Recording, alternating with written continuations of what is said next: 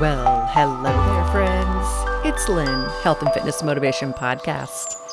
And this episode is a Campfire Chat.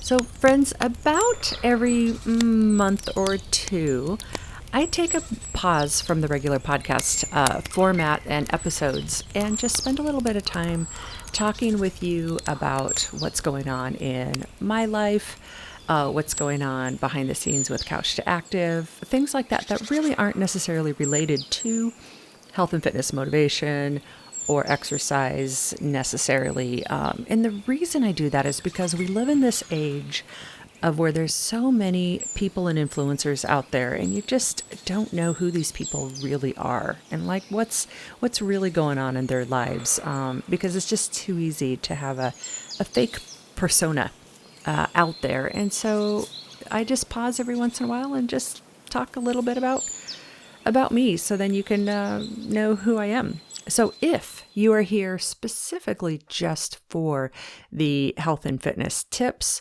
there are some good nuggets in here. This is a longer format podcast, usually about a half hour. So I would recommend listening in. But if you seriously just want, give me the lowdown 5-minute tip like the normal podcast we do, then go ahead and skip on to another one and take a listen. So today I'm going to share a little bit about the Lindbergh's podcast, which if you don't know what that is, you will soon. When I ran into a random stranger who gave me a referral of where I could get my dog groomed, Nanu, and what happened there. And then I'm going to talk a little bit about the recent flare-up with collagenous colitis I had, which is a topic that causes me some anxiety to talk about. I don't like talking about it, but I also know that every time I do, there's so many other people who are like, yeah, me too. I'm dealing with this. Please talk about it, because it's not really great dinner table talk. So we're going to talk about that, stress management and how that works with the colitis and with fibromyalgia that I have, and how that's all connected and related to alcohol, and some more backstory on why we made the 1-week alcohol experiment this month a big deal. And I did do it. And so I'm going to talk about my experience and what happened to me. So there we have it. Let's start with, though, fun stuff, the Lindbergh's podcast. So if you didn't already know, I don't know why I say if you didn't already know. I shouldn't say that. But the Lindbergh's podcast is another podcast that I produce that is my husband and I. So we tag team together on this podcast. My husband's Eric Lindbergh. And we had been looking for a fun project to do together for a long time, and it had to pass the very, very important test of, can we do this and stay married? And so we had a whole bunch of different ideas of little businesses, little like, oh, we'll, design this art thing, or, oh, we'll do this, outdoor adventure service. And then when we came up with a podcast idea, we're like, okay, that works. Now, there's more to this, though. So Eric, his grandfather's Charles Lindbergh, the aviator who flew from New York to Paris in 1927. So if you think 1927, and now it's 2021, we are 6 years from, actually less than 6 years, from the 100th anniversary of the flight from Charles Lindbergh. So that's going to hopefully be a big deal celebration in aviation, because it's 100 years, and Charles Lindbergh really left a legacy of wanting to preserve the environment while technology continued to grow and change. And part of the reason this was near and dear to his heart is because after he did his historic flight, he actually traveled around the globe, and a couple times with his wife, literally around the globe. Everybody in the world wanted to have him visit. and do a little parade for him.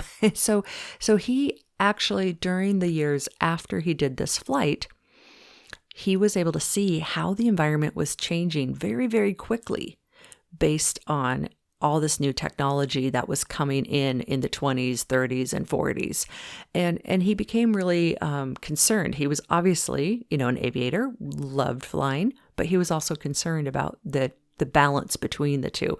And so my hubby and I, we have this podcast called The Lindberghs, and we talk more about what's going on in our lives. We bring in amazing, interesting people we get to talk to and meet, and we talk about the second chances those people have had in their lives and interesting stories about them. And actually this afternoon, we're going to record the host of the 10,000 Tacos podcast. And this is a very different guest than we've ever had before.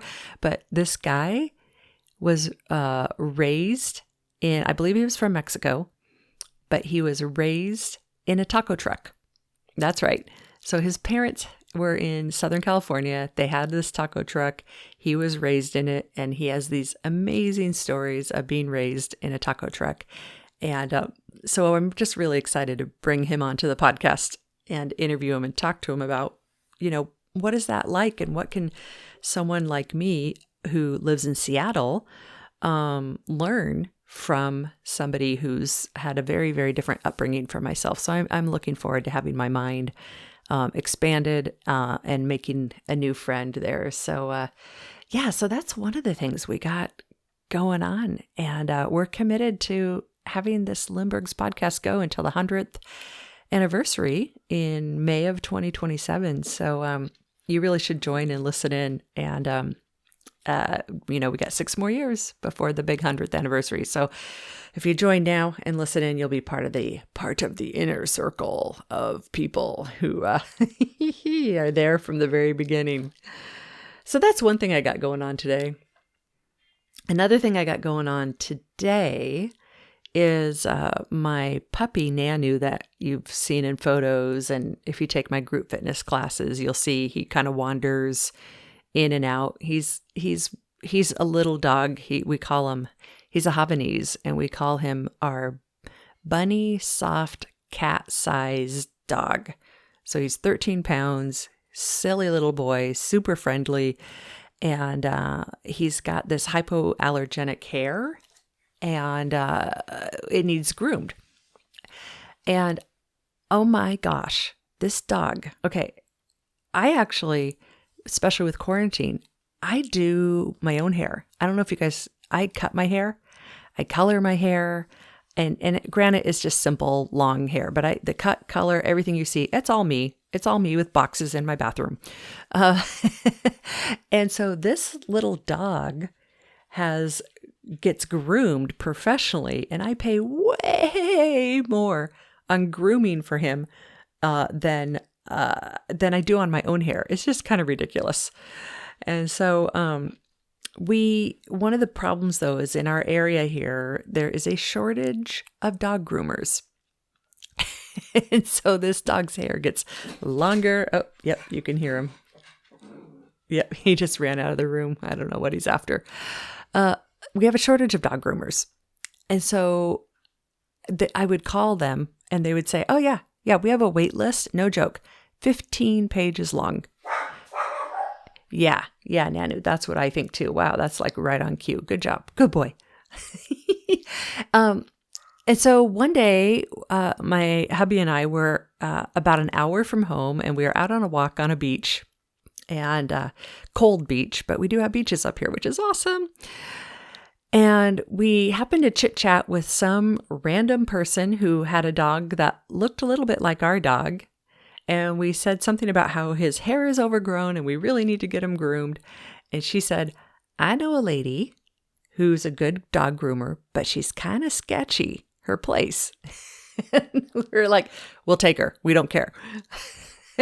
And so we called this number and we said, hey, we ran into a random lady who said, you do dog grooming. Is that true? And she's like, yep, I do.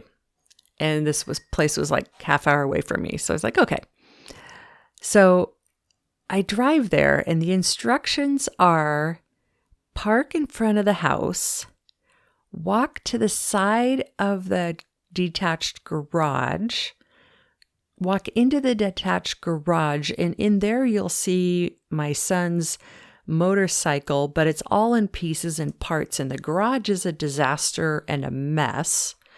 And walk through the garage to the back of the garage. There's a white door. Knock on the white door and I'll be there. And so I get there, and this house just looks in shambles. It just looks like it just is fallen apart, not maintained. It kind of looks almost like it needs to be condemned. I walk into the garage, and I have to open the door and let myself in, and the garage is kind of dim and dark, and I'm like, hello? And nobody answers. And so I take my dog and I walk in through to the back of this garage. I still I'm hoping I'm in the right place, because otherwise I would be trespassing inside of somebody's garage. And then I go up to the white door, knock on it, just a knock, knock, knock, knock. And then this lady answers. And sure enough, in the back of her garage, she's got this grooming station. It looks very, very well loved. And I leave Nanu, and she calls me 2 hours later, and she's like, oh my God, what happened to your dog?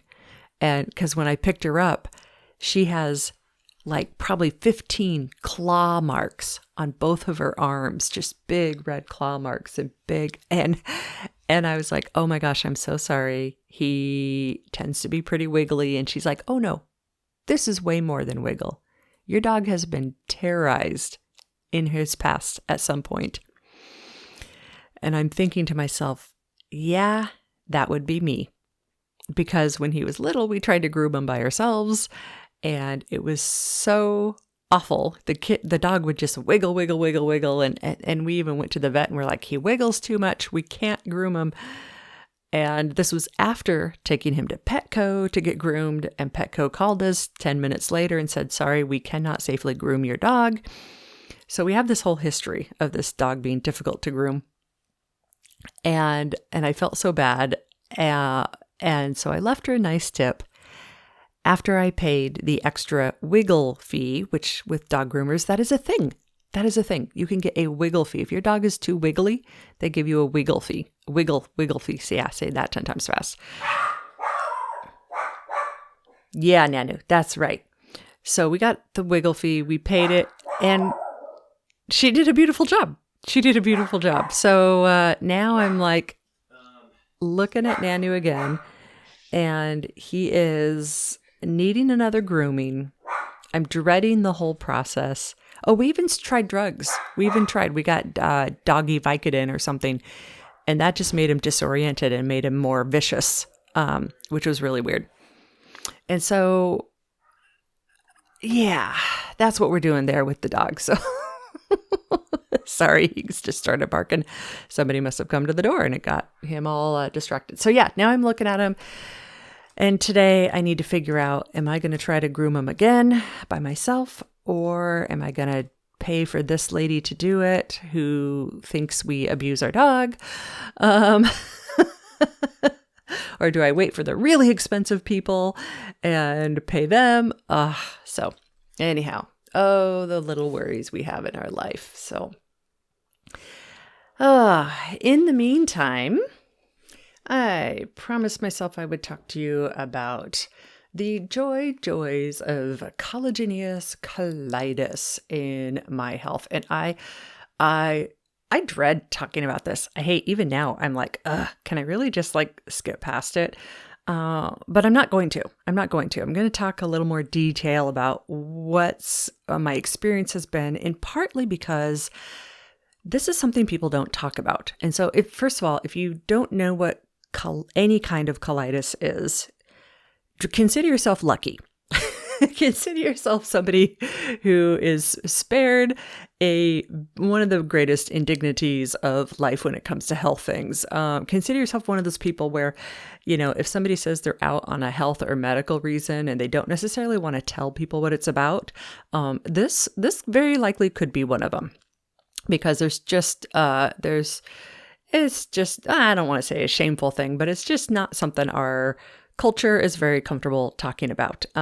Nor do I think it should be, and it will never ever be good dinner table talk. Okay. So I've got 3 chronic illnesses that are probably here to stay, or I call them chronic illnesses, but one of them is a chronic illness. It's called collagenous colitis. And so just plug your ears if you need to, but basically any kind of colitis is when there's lots of different kinds, but it's essentially in one way or another, your digestive system, specifically your colon, goes out of whack, and you essentially have all kinds of issues with pain, bloating, and the holy, what the bleep bleep, I want to start swearing, loss of control of your digestive system. And it's a terrible thing to experience for obvious reasons. And so when I was diagnosed with what's called collagenous colitis, which is different from the more commonly known ulcerative colitis. And so ulcerative colitis is basically you've got parts of your colon that are usually bleeding and worn out. It causes massive pain. Collagenous colitis is completely different. It's like it's a genetic thing diagnosed by a biopsy. So yes, I have had my colon biopsied, and I'm not even 50 years old yet. And what that is it's where there's an extra layer of collagen in your intestine that makes it hard for things to get absorbed. And so your body, when it flares up, it likes to just get rid of everything. And yes, use your imagination. It likes to get rid of everything very quickly. And so when I have flare-ups, and I just hate saying this, it's like, okay, we'll do it anyway. Here we go. You ready? I'm not sure I am. But when I have flare-ups, when they're bad, I basically have to stay, 30 seconds or 10 seconds away from a bathroom at all times. So that means my ability to get up in the morning and go for a walk? Nope. That means I'm taking all kinds of Pepto-Bismol and Imodium constantly, and it practically does nothing for me. Like a normal person, if they took how much Pepto-Bismol and Imodium that I took, they would be stopped up so bad they'd end up in the ER. And my body's just like, yeah, whatever. Let's, bring it. And so it also means that, when I teach group fitness classes, I would normally not eat hours before a group fitness class and be even careful of how much I drink. So I could actually get through this group fitness class without being like, oh, sorry, I need to run to the bathroom, And so it really is a huge headache. And not only that, it wipes me out. And so if you know somebody with colitis, when you get a flare up and everything you eat is getting flushed through your body, it completely wipes you out because I'm not getting the nutrition absorbed because it's all going straight through me. I'm also trying to manage a level of stress with all of it too, of and it's just really, really tough. And I've only had 2 bad bouts. One was a couple years ago, and it literally lasted for 4 months. Yeah, I lived like this for 4 months. Oh yeah, and up in the middle of the night, 2 or 3 or 4 times in the middle of the night. It really wreaks havoc with somebody. And this time I know more. I actually got the diagnosis and I know more, but part of me I know more what to do to take care of it, but it's still been a couple weeks and it's worn me down. And so, food then becomes a huge factor for me. And I've become, I would say, well, somebody else would say I've become obsessed with what I eat. But I think I would say I've become a good scientist in really trying to figure out what the heck, how do I keep myself healthy? And let me tell you, food struggles, I get the struggle of trying to eat healthy, but man, when you've got a colitis flare up, like all of a sudden it's way easier to eat healthy because you want your freedom back. So I've been doing that, and I ate really healthy for a couple weeks, and I was almost all better. And then I ate a trigger food, bagels, for me. And I didn't just eat one bagel. I ate 4 bagels in 2 days, and it set me back again. I was like, oh, okay, and a little ice cream. And it's like, oh my gosh. So, yeah, when will I ever learn? When will I ever be perfect, right? When will we be perfect? No, we aren't perfect. Life isn't perfect. Neither am I. Like, I knew better. I knew as I was pulling out the bagel, as I was putting that cream cheese on it, I knew dairy and bagels were triggers for me. And I did it anyway. And it was yummy. It was good. So I'm not perfect here. Knowing what to do, as we know, is very, very different than doing what we are supposed to do or need to do. So I'm back on the wagon. I'm doing what I need to do, which is quite a complex scheme to get me healthy. But then, yeah, the crazy thing too is when I get worn down, then my fibromyalgia kicks up. And those of you who don't know what fibromyalgia is, or don't have anyone in your life who has it, again, consider yourself blessed. So I've been dealing some with fibromyalgia, which gets kicked off for me by stress is my number one kicker, and food. But food I've got pretty well figured out. And it's oh, and I got to mention too, even though I'm not like huge on the scale, I'm scale agnostic. You guys know that. 2 weeks of everything I eating. I usually have good grammar. Everything I eating going straight through my tummy, right out the other end. After 2 weeks of that, I did not lose a single pound. So it's not like, ooh, unhealthy weight loss, but it's still weight loss. Woo, like, no, there's inflammation and you don't even lose a pound. So it's just like all around. It's a big mind bleep. So, okay, fibromyalgia.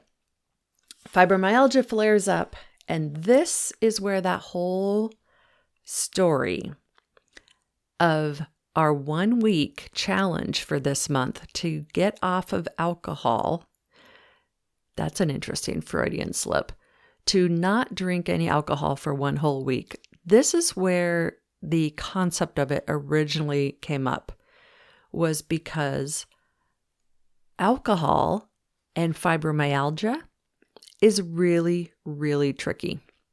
And here's why. Individuals such as myself who have fibromyalgia, we have essentially, for lack of a better word, we have pain that we feel pain, physical pain, more than other people around us. And they used to say, the physicians used to say, oh, it's all in your head. We're realizing now it's actually not all in your head because we've been able to figure out how to treat it. And when you can treat it, then you realize, oh, it's not all in your head. However, stress is a big impact, or a big trigger. So is that in your head or is it not? See, we can really get in our head on this one, right? So here's the trick though. When you have fibromyalgia, a lot of people, myself included, if in the evening my whole body is buzzing with what I call fibro pain, I essentially feel like I have a fever, but I'm not sick. That achy, burning feeling. Yeah. And mine's really mild, my fibro. If I have that going on and I have a couple of glasses of wine, my fibromyalgia pain goes away and I feel normal. For a couple of hours, I have 0 pain, and it is glorious. But Yeah, you know where the story's going, don't you? Alcohol in and of itself tears down the body and actually long-term overall doesn't help your fibromyalgia get better. So it's a catch-22 self-medicating thing.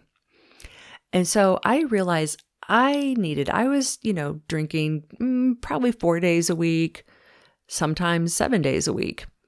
And I was like, you know what? I need to do a break to really make sure that this whole alcohol thing is in a good place, make sure it's not a problem. And it's complicated, right? It's complicated. And it wasn't like I was drinking a ton, but when you have fibromyalgia and colitis, alcohol doesn't mix with it. And I know that. So that's where the whole take a week off of alcohol to really see. And so I did that to see how does that help. One, I did it. And the first couple nights, I laid in bed wide awake for a while because I didn't have a glass of wine in me or 2 glasses of wine in me. That would normally help me pass out. So I would lay in bed more awake than usual, which is a little annoying. But when I fell asleep, I slept through the night so much better. And usually I didn't wake up in the middle of the night at all. And I woke up earlier and easier. And I had more energy the next day. And I was less likely to take a nap. And the next night, I was not as tired at night. So I was able to do even more. I mean, it was just this whole spiral up thing for me. Huge spiral up. I did have a few nights where the fibro pain was bothering me at night, and I had to make a conscious decision. I had to use a little bit of grit and self-discipline, darn it, right? But I needed to do that. And then I had to decide, how am I going to manage this fibro pain, even though I am not going to choose to use alcohol.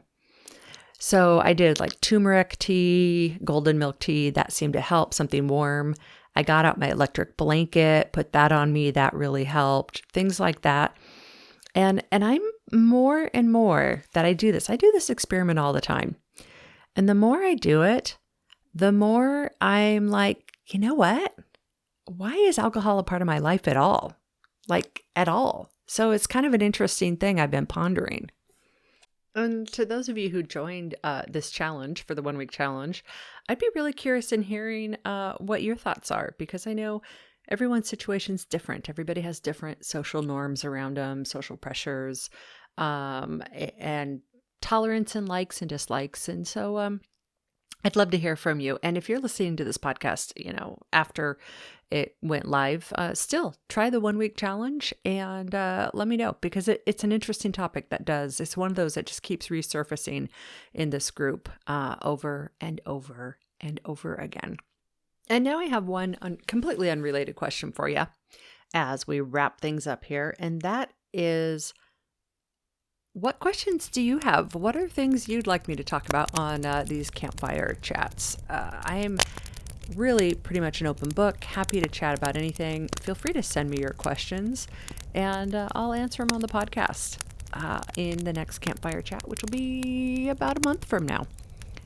Alrighty, friends, have yourself a wonderful rest of your day. This concludes the Campfire Chat, and we are now back to our regular programming. This podcast is supported and hosted by Couch2Active. Head on over there, couch2active.com/podcast, and you can surf through our over 300 episodes so far.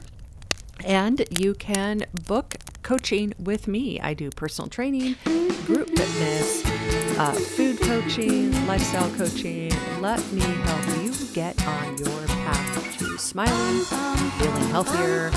You know the drill. Alrighty, that's couch2active.com. Bye-bye.